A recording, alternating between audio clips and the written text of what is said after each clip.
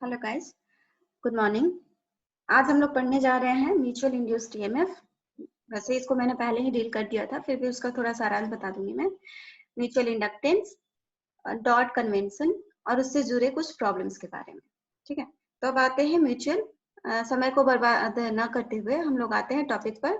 Mutual induced EMF के बारे में जानते हैं थोड़ा सा। ठीक है, इसे हिंदी में पारस्परिक प्रेरित ईएमएफ भी कहते हैं।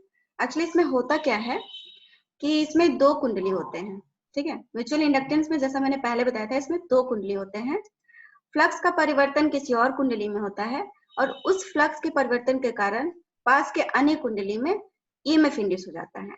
तो ये जो है ईएमएफ इंड्यूस हुआ है, जैसा कि आप इस डायग्राम में आप देख सकते हो इस वीडियो में।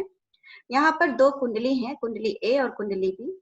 कुंडली ए से एक लैंप लगा है जो कि कंटिन्यूअसली जल रहा है, और एक इसे पावर सोर्स दिया गया है, एसी पावर सोर्स यानी कि अल्टरनेटिंग है, जिसे कि स्विच से, इस स्विच से कंट्रोल किया जा रहा है। ठीक है, आप देख रहे हो कि यहाँ कुंडली बी है, उससे भी एक लैंप जुड़ा हुआ है।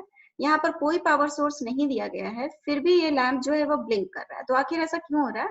वो हो रहा है इसमें, इस कुंडली बी में म्यूचुअल इंड्यूस्ड ईएमएफ की वजह से। ये कैसे हो रहा है ये मैंने पिछले क्लास में बता दिया था, फिर भी रिवाइज करा देती हूँ थोड़ा सा। यहाँ पर जब आप एसी पावर सोर्स दे रहे हो, जिसका जो नेचर है, प्रकृति है, वो अल्टरनेटिंग नेचर का है, तो इस कुंडली में जो फ्लक्स आपका डेवलप हुआ, इस धारा प्रवाहित होने की वजह से, इस कुंडली ए में धारा प्रवाहित होने की वजह से जो कुंडली ए में फ्लक्स डेवलप हुआ और इसका जो चुंबकीय क्षेत्र बना है, वो भी आपका अल्टरनेटिंग नेचर का ही होगा।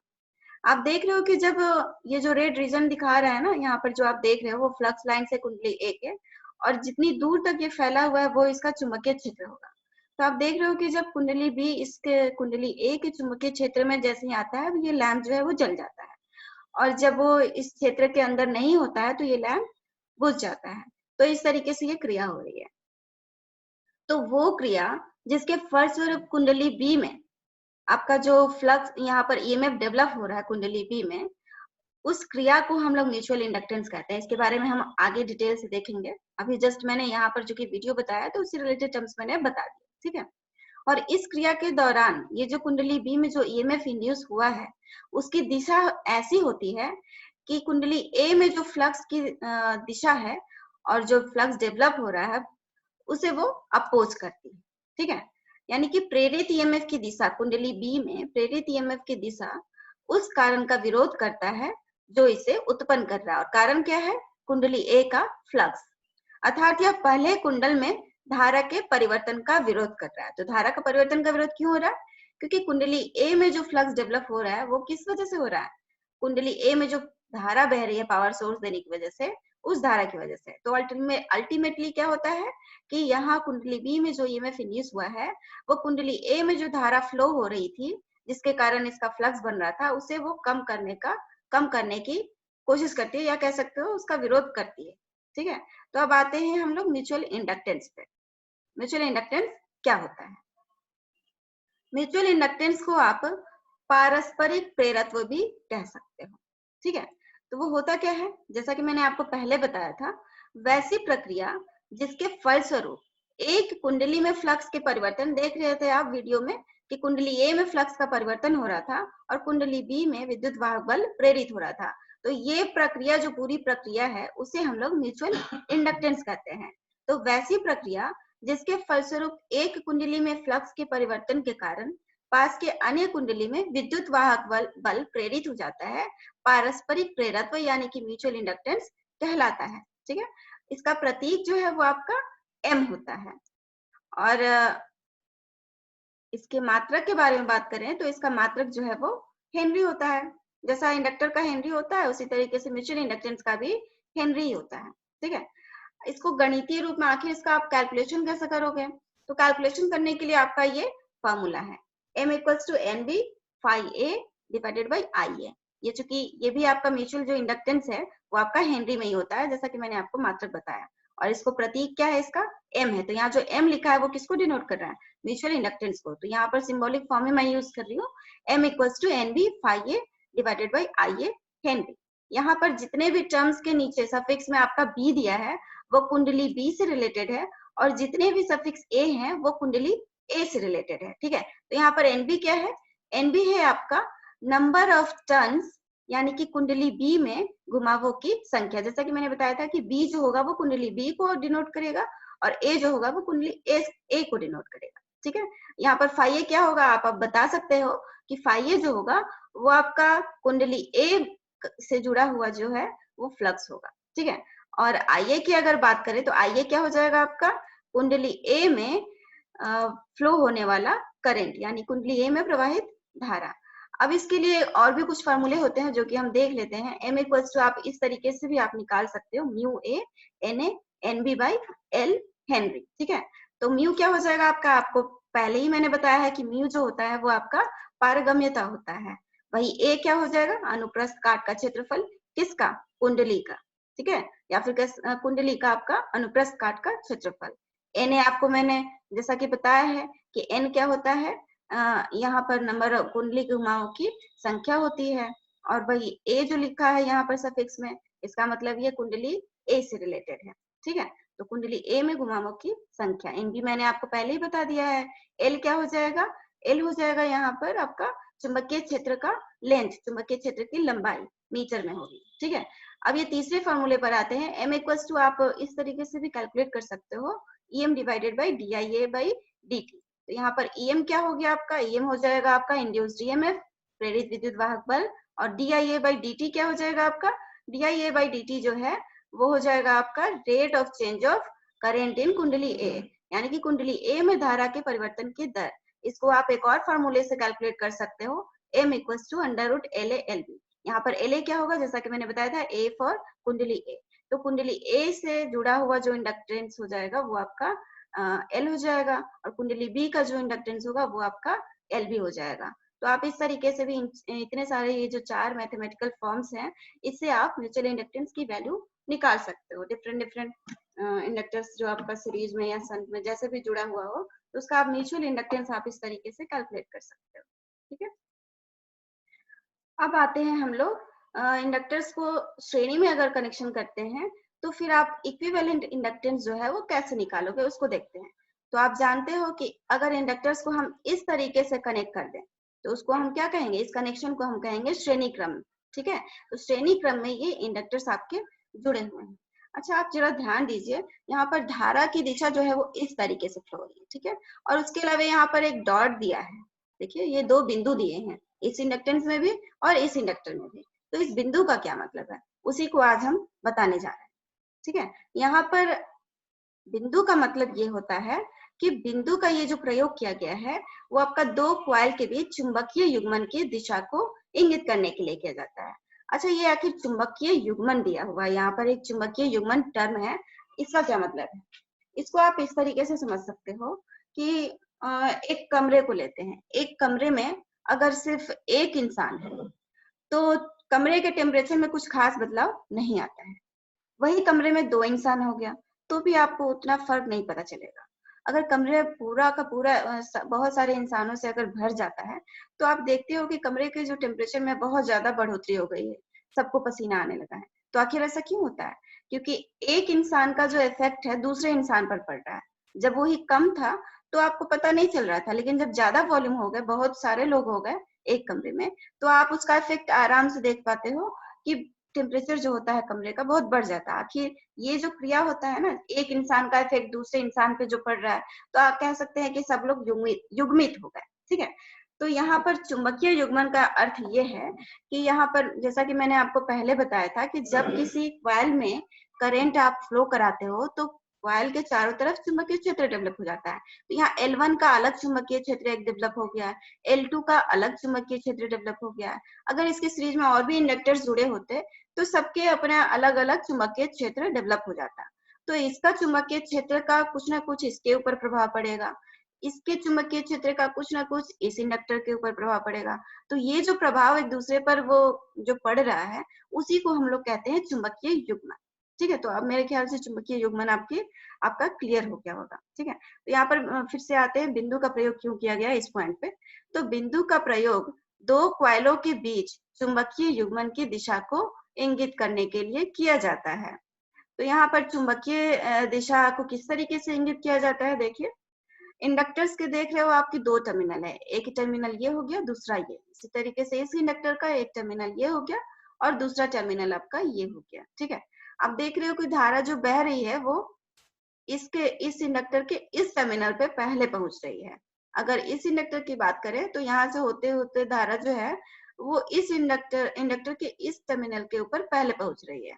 अब उछल के इसको बाईपास करके यहाँ पर तो करंट जा नहीं सकता है, यहाँ पर जब तक पहले नहीं आएगा तब तक इधर करंट नहीं आ सकता है। तो धारा ऐसे इस तरीके से फ्लो होते हुए इंडक्टर के इस टर्मिनल पे और फिर इंडक्टर के इस टर्मिनल पे ऐसे सीरीज में होता है। तो आप फाइंड आउट कर सकते थे कि किस इंडक्टर के किस टर्मिनल पे धारा पहले प्रवेश हो रही है। तो ध्यान दो आप कि इंडक्टर के जिस टर्मिनल पे धारा पहले प्रवेश होती है, अगर उसी टर्मिनल पर ये डॉट दिया है, जैसा कि आप यहाँ पर देख रहे हो, तो क्या होता है कि इंडक्टर L1 का जो चुंबकीय क्षेत्र है और L2 इंडक्टर का जो चुंबकीय क्षेत्र है वो आपस में ऐड हो जाता है। इसको आप इस तरीके से समझ सकते हो, सभी युग्मित कॉइल्स, मतलब यहाँ पर सीरीज में जितने भी इंडक्टर जुड़े होते हैं तो सभी युग्मित कॉइल के बिंदुदार टर्मिनल, जो कि आप देख रहे हो ये टर्मिनल जो है वो बिंदुदार है, इस इंडक्टर का ये टर्मिनल बिंदुदार है। तो जब बिंदुदार टर्मिनलों के माध्यम से प्रवेश करने वाली धारा है, मतलब जब बिंदुदार टर्मिनल से अगर धारा प्रवेश कर रही है यानी पहले जो प्रवेश कर रही है, ठीक है, तो ये जो फ्लक्स होता है दोनों सारे इंडक्टर्स का, सारे युग्मित कॉइल्स का, वो इस तरीके से विकसित होता है ताकि प्रत्येक कॉइल में प्रेरित फ्लक्स जो होते हैं वो जुड़ जाते हैं। तो यहाँ पर जितने भी इंडक्टर्स आपके सीरीज में होते हैं, यहाँ पर तो इस डायग्राम में दो ही हैं, तो दोनों के जो फ्लक्स होंगे वो जुड़ जाएंगे। क्यों जुड़ रहे हैं?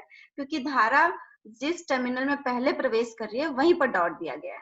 ठीक है, तो डॉट का यही मतलब होता है। तब इस तरह के सर्किट को क्या कहते हैं हम लोग? इस तरह के सर्किट को हम कहते हैं एडिंग इंडक्टर फील्ड। क्यों? क्योंकि दोनों के जो फील्ड हैं आपस में जुड़ जा रहे हैं। ठीक है, तो मेरे ख्याल से आपको क्लियर हो गया होगा कि एडिंग इंडक्टर फील्ड कब कहेंगे, किस कंडीशन में कहेंगे? जब इंडक्टर के जिस टर्मिनल में धारा पहले प्रवेश हो रही है वहीं पर अगर ये डॉट दिया हुआ हो तो दोनों के फील्ड ऐड हो जाएंगे। ठीक है, अब आते हैं अगर इस कंडीशन में एडिंग इंडक्टर फील्ड, जब फील्ड आपका ऐड होता है तब इक्विवेलेंट इंडक्टेंस यानी कि टोटल इंडक्टेंस आपका कैसे कैलकुलेट करोगे? ठीक है, तो उसके लिए ये आपका एक फॉर्मूला है, equivalent inductance equals to L1 plus L2 plus 2M। यहाँ पर L1 क्या है? L1 आपका इस इंडक्टर का वैल्यू है, इंडक्टेंस का, इस इंडक्टर के इंडक्टेंस का वैल्यू है। इसी तरीके से L2 जो है वो इस इंडक्टर के इंडक्टेंस का वैल्यू है। M मैंने आपको पहले ही बता दिया था, म्यूचुअल इंडक्टेंस है। ठीक है, तो ये फॉर्मूला अगर आप यूज करोगे तो आप इसके इक्विवेलेंट इंडक्टेंस को आसानी से कैलकुलेट कर सकते हो। ठीक है, अब आते हैं हम इस सर्किट पे।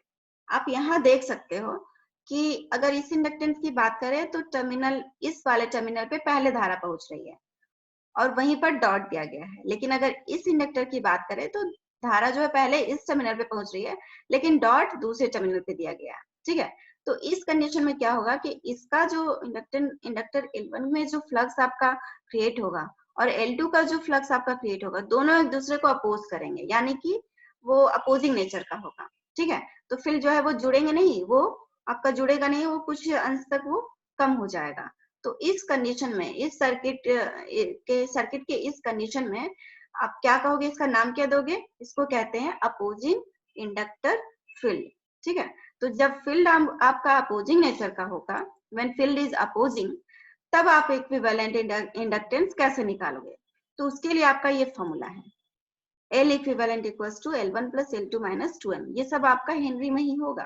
ठीक है, इस चीज को याद रखिएगा। ठीक है, तो मेरे ख्याल से आपको ये क्लियर हो गया होगा कि जब प्रेरक को हम श्रेणी में लगाते हैं तो डॉट का मतलब क्या होता है, और उससे डॉट जब इस तरीके से दिया होगा तो एडिंग इंडक्टर फील्ड को आप किस तरीके से कैलकुलेट करोगे, उसमें आप कैसे इक्विवेलेंट इंडक्टेंस कैलकुलेट करोगे, और जब फील्ड आपका अपोजिंग नेचर का होगा तब इक्विवेलेंट इंडक्टेंस आप कैसे कैलकुलेट करोगे, आप जान गए होंगे।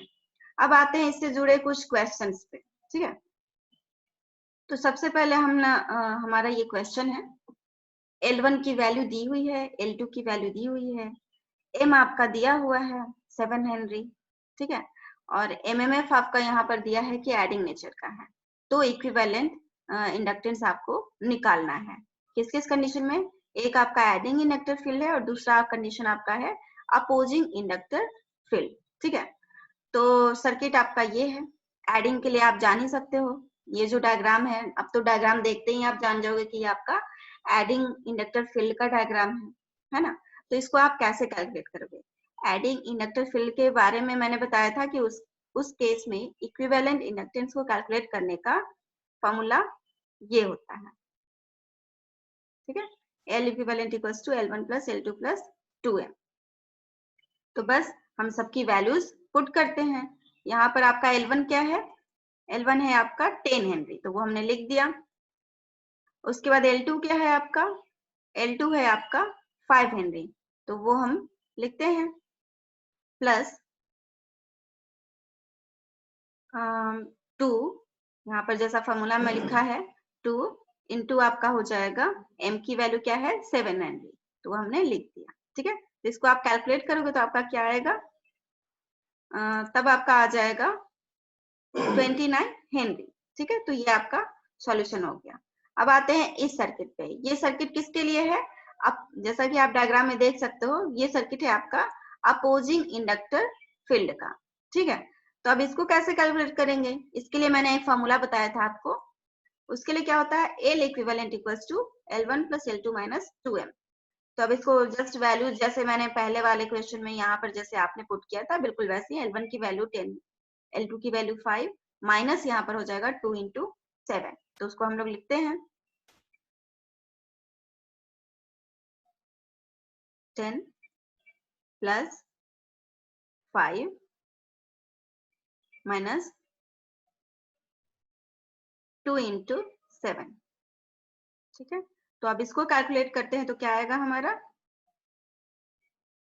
इसको कैलकुलेट करने पर हमारा आता है 1 हेनरी। ठीक है,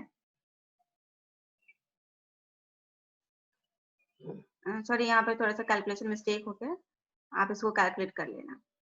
10 प्लस सॉरी 1 हेनरी आएगा। 10 प्लस 5 क्या हो गया आपका? 15 माइनस 7 इंटू 2 आपका हो गया 14। तो 15 माइनस 14 क्या हो जाएगा आपका? 1 हेनरी। ये आपका आंसर हो गया। तो आप देख सकते हो कि एडिंग इंडक्टर फील्ड में इंडक्टेंस की वैल्यू बढ़ जाती है, वही अपोजिंग इंडक्टर फील्ड के केस में आपका इंडक्टेंस की वैल्यू जो है वो कम हो जाती है। ठीक है, तो अब हम लोग, मेरे ख्याल से ये क्वेश्चन आपको समझ में आ गया होगा। इस तरह के क्वेश्चन जब आएंगे तो आप आसानी से सॉल्व कर सकते हो। अब हम लोग आते हैं समानांतर में प्रेरक। जब आप इंडक्टर्स को पैरेलल में आप कनेक्ट करोगे तब कैसे होगा? ठीक है, तो उसके लिए ये आपका सर्किट है। जैसा कि मैंने आपको पहले ही बताया था कि जब जिस टर्मिनल में इंडक्टर के जिस टर्मिनल में पहले धारा प्रवाहित होती है, अगर वहीं पर डॉट दिया है तो आपका नेचर क्या होगा? वो एडिंग नेचर का होगा। तो आप देख सकते हो कि यहाँ से धारा पहले कहाँ जाएगी? इस टर्मिनल में ही।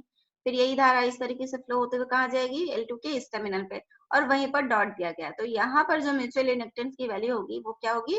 एडिंग नेचर का होगा। तो उस केस में इक्विवेलेंट इंडक्टेंस को आप इस फॉर्मूले से कैलकुलेट कर सकते हो। ठीक है, व्हेन फील्ड इज एडिंग, आपका इक्विवेलेंट जो इंडक्टेंस होगा वो ये हो जाएगा। ठीक है, अब हम लोग दूसरा केस लेते हैं। ये केस हो गया आपका।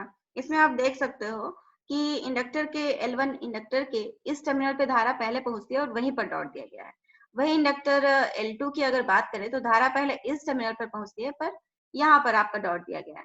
तो यहाँ जो म्यूचुअल इंडक्टेंस होगा वो आपका अपोजिंग नेचर का होगा। तो इस केस में हम कैसे आप इक्विवेलेंट इंडक्टेंस निकालोगे? तो उसके लिए जब व्हेन फील्ड इज अपोजिंग, आपका इंडक्टेंस जो है वो ऐसे निकलेगा। ठीक है, तो मेरे ख्याल से ये क्लियर हो गया होगा। अब आते हैं उससे जुड़े क्वेश्चंस पे। ये आपका क्वेश्चन है। यहाँ पर L1 की वैल्यू दी गई है, L2 की वैल्यू आपकी दी गई है। ये आपका L2 है, ये आपका L1 है। L1 L2 की वैल्यू आपकी दी हुई है और M का वैल्यू आपका दिया है 22.5 22.5 हेनरी। यहाँ पर लिखा है कि MMF जो है वो एडिंग नेचर का है, यानी कि आपका डायग्राम कौन सा हो जाएगा? ये हो जाएगा। तो इक्विवेलेंट इंडक्टेंस निकालना है व्हेन फील्ड इज एडिंग। ठीक है, तो इसके लिए फॉर्मूला क्या है आपका? ये फॉर्मूला है। ठीक है, तो उसको हम लिखते हैं। इक्विवेलेंट इंडक्टेंस का फॉर्मूला जो है वो आपका ये है। तो यहीं पर जस्ट आप सारे वैल्यूज पुट कर दो, L1 L2 और M का सबका वैल्यू आप पुट करोगे तो आप पाओगे ये आएगा आपका। ठीक है, अब इसको सॉल्व करते हैं तो क्या आएगा, ये आ गया। इसको कैलकुलेट कीजिए तो आपका आंसर आ गया 42.57 हेनरी। ठीक है, तो इस तरीके से हम क्वेश्चन को सॉल्व करते हैं। सिमिलरली आप अपोजिंग इंडक्टर्स के लिए भी आप सॉल्व कर सकते हो, उसमें आपको ये फॉर्मूला यूज करना है। मेरे ख्याल से ये लेसन आपको अच्छे से समझ में आ गया होगा। अगर किसी टॉपिक में आपको कोई डाउट है, कोई भी डाउट हो, तो आप कमेंट सेक्शन में लिखिए, उसको मैं और इजी वे में बताने की कोशिश करूंगी। Thank you. अगर आपको ये वीडियो अच्छा लगा हो तो आप उसे लाइक कीजिए, शेयर कीजिए और सब्सक्राइब भी कीजिए। Thank you.